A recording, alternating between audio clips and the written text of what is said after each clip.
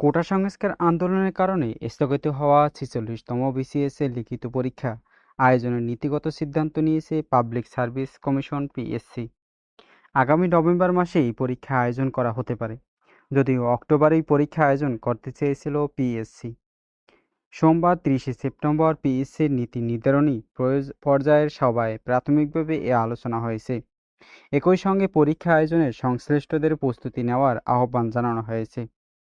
কমিশনের সভায় উপস্থিত পিএসসির শীর্ষ এই কর্মকর্তা বলেন, ৪৬তম বিসিএসের প্রশ্ন মডারেশন, পরীক্ষার কেন্দ্র নির্ধারণ সহ বেশ কিছু কাজ করতে হবে।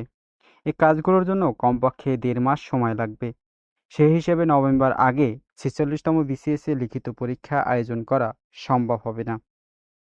ওই কর্মকর্তা আরও বলেন, সবকিছু ঠিক থাকলে নভেম্বরের দ্বিতীয়ার্ধে পরে যে কোনো সময় পরীক্ষা আয়োজন করা হবে।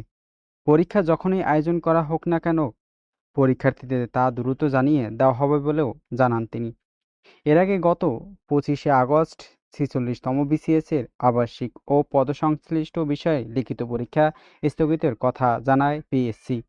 পিএসসির পরীক্ষা নিয়ন্ত্রক ক্যাডার আনন্দ কুমার বিশ্বাস স্বাক্ষরিত বিজ্ঞপ্তিতে বলা হয়, ২৮শে আগস্ট থেকে ৯ সেপ্টেম্বর পর্যন্ত নির্ধারিত ৪৬তম বিসিএসে লিখিত আবাসিক পদ ও সংশ্লিষ্ট বিষয় পরীক্ষা অনিবার্য কারণে স্থগিত করা হলো। পরীক্ষার পরবর্তী তারিখ ও সময়সূচি যথাসময়ে প্রেস বিজ্ঞপ্তির মাধ্যমে জানিয়ে দেওয়া হবে। ২০২৩ সালে ৩০শে নভেম্বর ৪৬তম বিসিএস এর বিজ্ঞপ্তি প্রকাশ করে পিএসসি। এই পিসিএস এর সব মিলিয়ে ক্যাডার পদ রাখা হয়েছে ৩,১৪০টি।